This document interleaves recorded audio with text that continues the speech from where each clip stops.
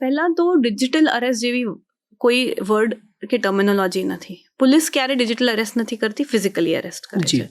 જ્યારે કોઈ પણ વ્યક્તિ વિડીયો કોલ, એક તો ફર્સ્ટ ઓફ ઓલ અનનોન નંબરથી, જેમ તમે કીધું કે વિડીયો કોલ કે ઓડિયો કોલ, ઓડિયો તો ઠીક આપણે કદાચ ઘણીવાર લેતા હોય છે, બટ વોટ્સએપના વિડીયો કોલ લેવાની કોઈ જરૂર નથી થતી, નહીં જ લેવું જોઈએ.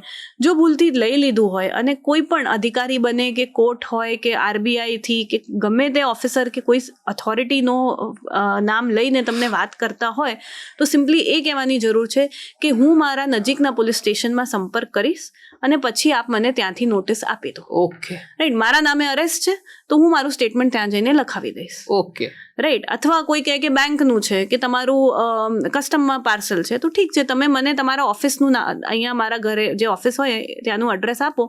મારે જે જસ્ટિફિકેશન આપવાનું છે કે પ્રૂફ આપવાનું છે, પોલીસ સ્ટેશન જઈને આપી દઈશ. હા, કોઈ કહે કે મુંબઈના પાર્સલમાં ડ્રગ્સ છે ને મુંબઈ એરપોર્ટ પર જપ્ત થયા છે, તો હું અમદાવાદમાં જે તમારી ઓફિસ થતી હોય મને એડ્રેસ આપી દો, હું ત્યાં જઈને મારે જે વાત કરવાની છે હું કરીશ.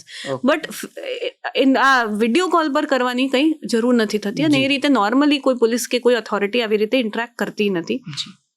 અને જો ભૂલથી એના લીધે કે કદાચ સ્ટાર્ટિંગમાં પૈસા તમારા ઉપડી ગયા, તમે વિશ્વાસમાં આવીને કે ડરમાં આવીને કરી પણ દીધું ટ્રાન્ઝેક્શન, તો તરત ફોન કટ કરી દો. એમાં કંઈ વહેલા મોડું નથી કરવાની જરૂર.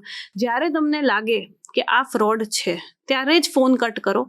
તરત 1930 1930 નેશનલ હેલ્પલાઇન નંબર છે.